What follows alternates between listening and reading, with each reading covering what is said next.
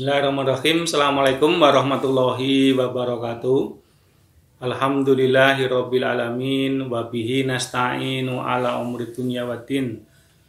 Wassalatu wassalamu ala asrofil anbiya'i wal mursalin sayyidina Muhammadin wa ala alihi wa ashabihi ajmain. Asyhadu alla ilaha illallah wahdahu la syarikalah wa asyhadu anna Muhammadan abduhu wa rasuluh wa nabiyya ba'dah amma ba'd. Anak-anakku yang dirahmati Allah Subhanahu wa taala, alhamdulillah kita bisa bertemu kembali di dalam kajian fikih kitab Safinatun Najah di bulan Syawal ini. Senyampang ini bulan Syawal, Ustadz menyampaikan taqabbalallahu minna wa minkum minal aidin wal faizin, mohon maaf lahir dan batin. Mudah-mudahan kita sekalian diberikan umur panjang oleh Allah sehingga bisa bertemu kembali dengan Ramadan di tahun depan. Allahumma amin. Baik, kita akan mengawali kajian kitab fikih Safinatun Najah ini dengan bacaan basmalah. Bismillahirrahmanirrahim. Pada kesempatan kali ini Ustadz akan menyampaikan terkait dengan bab tayamum, ya. Kita mengetahui bahwa tayamum itu adalah pengganti dari wudhu karena suatu keadaan, ya, sehingga seseorang tidak memungkinkan untuk berwudhu, maka untuk menjalankan sholat dan ibadah yang lainnya orang tersebut mengganti wudhu itu dengan tayamum. Hal ini dalam agama Islam disebut rukhsah, ya. Rukhsah itu adalah keringanan di dalam pelaksanaan syariat. Contohnya rukhsah yang lain selain tayamum yang menggantikan wudhu adalah sholat, ya. Sholat kalau tidak bisa berdiri bisa dilaksanakan dengan duduk. Kalau tidak bisa duduk bisa dilaksanakan dengan berbaring, ya. Sholat pun bisa dijamak dan juga bisa dikosor. Jadi dalam agama Islam, syariat Islam itu sifatnya fleksibel, ya. Adanya rukhsah itu tadi dalam kondisi-kondisi tertentu, ya, di mana seorang ketika akan mengerjakan ibadah tapi tidak memungkinkan untuk mengerjakan wudhu, maka Islam boleh menggantikannya dengan tayamum. Nah, maka bab yang dibahas ini adalah fadlu fi asbabi tayamum, ya. Jadi bab tayamum, ya. Yang pertama adalah asbabu tayamum salah satun, ya. Jadi yang menyebabkan hal-hal yang menyebabkan seseorang itu mengerjakan tayamum dalam agama Islam itu ada 3, ya. Yang pertama itu adalah faqdul ma'. Faqdul ma' itu maknanya adalah ketiadaan air. Jadi ketika kita berada di suatu daerah atau di suatu tempat di mana ketersediaan air tidak memungkinkan, ya. Contohnya mungkin kita berada di tempat yang mengalami kekeringan di mana air sulit didapatkan, maka pada waktu itu kita boleh bertayamum. Atau ketika kita berada di naik pesawat ataupun naik kendaraan ataupun naik kereta, ya, yang tidak memungkinkan kendaraan-kendaraan itu berhenti pada jam-jam sholat, maka dan ketersediaan air juga terbatas di sarana transportasi itu, maka kita boleh bertayamum. Jadi ketiadaan air membolehkan kita mengganti wudhu dengan tayamum. Gitu.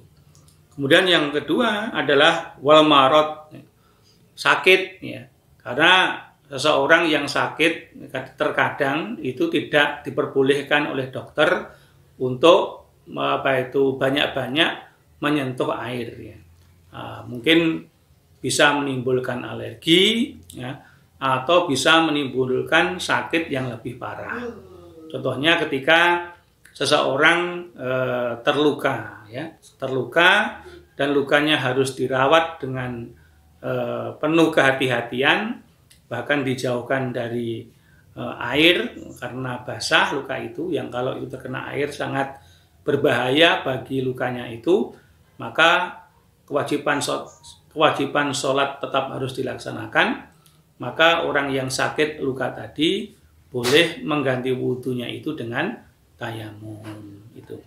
Kemudian yang ketiga adalah wal ihtiyaju ilaihil li'atasi hayawani muhtar. Jadi ada air tetapi diperlukan untuk menghilangkan dahaga manusia atau hewan yang dihargai nyawanya. Air itu ada, tetapi air yang ada itu jumlahnya sangat terbatas. Hanya cukup untuk minum manusia dan memberi minum kepada hewan-hewan yang nyawanya dihargai. Seperti binatang ternak, ya, binatang ternak itu kan nyawanya sangat dihargai, yang memiliki nilai ekonomis, ya, maka pada saat itulah kita diperkenankan untuk mengganti wudhu itu dengan mengerjakan tayamum. Contohnya di daerah kita itu yang sering mengalami hal seperti itu adalah di daerah Pacitan ataupun di daerah Trenggalek, ya. Itu sering di daerah Wonogiri, itu sering air itu ada, tetapi ketersediaannya hanya cukup untuk minum bagi manusia dan minum bagi binatang-binatang ternak tadi. Maka pada waktu itulah tayamum boleh dilakukan. Itu adalah 3 hal yang membolehkan seseorang itu mengganti wudhu dengan tayamum. Nah, kemudian dalam bab ini dikatakan, ya, wa ghairu muhtarami sitah. Ya. Adapun manusia atau hewan yang tidak dihargai nyawanya itu ada 6, ya. Artinya tidak dihargai nyawanya itu tidak bernilai, ya, tidak bernilai di hadapan Allah Subhanahu wa taala, ya. Keberadaannya itu ada tetapi tidak bernilai di hadapan Allah Subhanahu wa taala. Siapa saja manusia ataupun binatang yang tidak memiliki nilai di hadapan Allah Subhanahu wa taala, ya tentu saja orang atau sesuatu yang tidak bernilai di hadapan Allah Subhanahu wa taala ini di dalam agama Islam adalah orang-orang ataupun sesuatu yang dijauhkan dari rahmat Allah Subhanahu wa taala. Yang pertama adalah tarikus sholat, ya. Orang yang meninggalkan sholat. Orang yang meninggalkan sholat itu termasuk di antara orang-orang yang tidak bernilai di hadapan Allah Subhanahu wa taala. Karena orang yang meninggalkan sholat itu berarti dia membangkang dari perintah Allah Subhanahu wa taala. Orang yang meninggalkan sholat dengan sengaja itu dihukumi dengan dosa besar. Orang yang meninggalkan sholat itu berarti dia menafikan ataupun menghilangkan agama dalam kehidupan. Sehingga ada suatu pepatah mengatakan, ya, as-sholatu imaduddin faman aqamaha faqad aqamatin wa man tarakaha faqad hadamatin, ya. Salat itu merupakan tiang agama, yang barang siapa mengerjakan salat maka berarti dia menegakkan agama. Yang apabila dia meninggalkan sholat maka dia sama dengan menghancurkan agama. Orang yang menghancurkan agama ini termasuk sesuatu yang tidak bernilai di hadapan Allah Subhanahu wa taala. Kemudian yang berikutnya, yang orang yang tidak bernilai di hadapan Allah Subhanahu wa taala adalah wazani muhson, ya. Orang yang melakukan zina muhson. Zina itu adalah perbuatan keji, perbuatan syaitan, sehingga Allah melarang wala taqrabu zina innahu kana fahisyatau wa sa'a sabila. Dan jangan sekali-kali kamu mendekati perzinahan, sungguhnya zina itu, ya, perbuatan keji dan seburuk-buruk jalan. Maka mengapa agama Islam itu betul-betul mengarahkan kepada umatnya untuk senantiasa pandai menjaga kehormatannya. Itu kita mengetahui zina itu dilakukan orang itu 2 jenis. Yang pertama zina ghairu muhsan, ya. Zina ghairu muhsan itu zina yang dilakukan oleh orang yang masih bujang, ya. Ya, maka Allah Subhanahu wa taala melalui lisan Rasulnya itu memberi hukuman kepada orang yang bujang berzina itu dengan pengasingan selama 1 tahun dan diberi cambukan sebanyak 80 kali. Ya. Kemudian orang yang melakukan zina muhsan itu adalah orang yang sudah berumah tangga tapi dia berzina. Gitu. Jadi sudah memiliki suami atau memiliki istri, dia berzina. Ya. Maka orang yang melakukan zina ya, muhsan itu dalam agama Islam diberikan hukuman yaitu dengan rajam, yaitu dikumpulkan orang di tanah lapang, kemudian di tengah lapang dia berdiri, kemudian orang-orang yang berada di tepi lapangan itu melempari batu sampai orang yang berzina itu mati. Gitu. Jadi dalam Islam seperti itu, sehingga orang yang melakukan zina muhsan itu sebetulnya orang yang sudah menjadi mayit tapi hidup, sehingga tidak memiliki nilai di hadapan Allah Subhanahu wa taala. Kemudian yang berikutnya adalah al-murtadun, ya.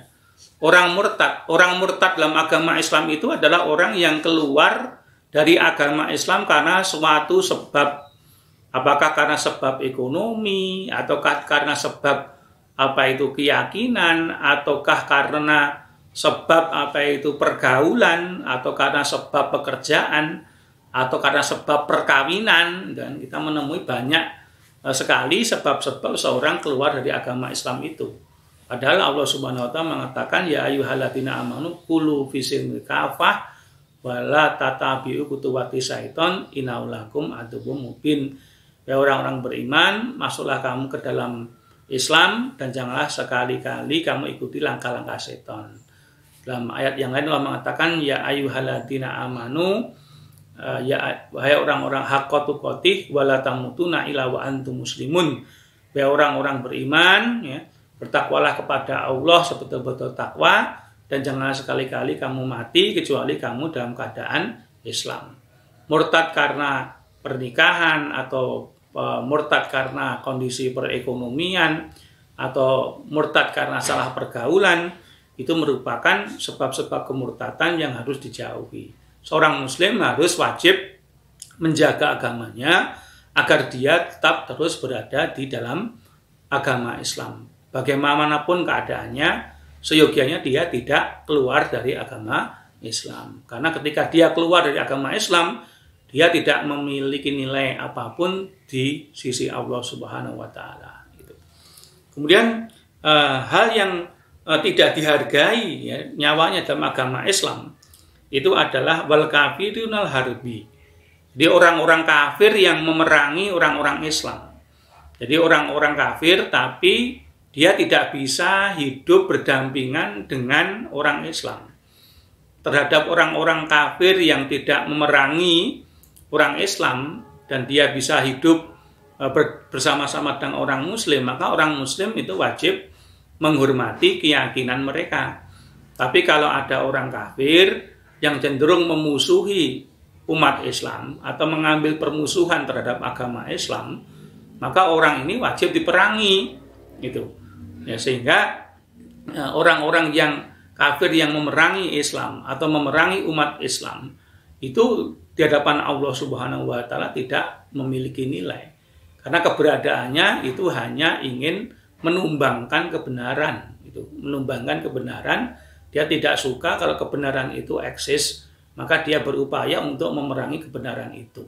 Nah, orang-orang seperti ini tidak memiliki nilai di hadapan Allah Subhanahu wa taala sehingga nyawanya tidak bernilai, gitu. Ya, kemudian yang berikutnya itu adalah hewan, ya, yang tidak bernilai. Selain manusia juga ada hewan yang tidak dihargai nyawanya di hadapan Allah Subhanahu wa taala ataupun di hadapan manusia, yaitu wakalbul akur. Kalbul akur itu maknanya anjing yang gila, anjing yang membawa penyakit rabies, ya. Yang itu kalau itu menggigit manusia maka itu sangat berbahaya, menimbulkan penyakit yang bisa menular kepada manusia, ya, yang membahayakan kesehatan dan keselamatan serta nyawa manusia. Maka kalau kita menjumpai anjing gila itu, maka kita diperkenankan untuk membunuhnya, ya, karena itu sangat membahayakan bagi kehidupan manusia itu. Maka manusia harus berupaya untuk menghindarkan dirinya dari anjing gila itu yang membawa penyakit yang sangat berbahaya bagi manusia. Dan yang berikutnya adalah al-khinzir, babi. Ya, babi itu adalah termasuk makhluk yang diciptakan Allah Subhanahu wa taala, makhluk yang diciptakan Allah Subhanahu wa taala untuk menguji ya keimanan kita. Apakah kita ini mampu menjauhi apa yang dilarang oleh agama. Jadi karena ujian keimanan itu ada perintah yang harus kita kerjakan, contohnya sholat, kan? Ada larangan yang harus dijauhi, contohnya tadi makanan yang haram, atau contohnya adalah memakan daging babi. Nah, babi ini termasuk binatang yang perlu kita jauhi karena babi ini dari sisi kehidupannya pun sudah menjijikkan. Satu-satunya binatang ya. Satu-satunya binatang yang itu mau makan ya, mau makan, mau minum ya, kotorannya, kencingnya itu hanya babi ya. Maka tabiat binatang yang rakus seperti ini tidak boleh menular pada diri manusia, gitu kan.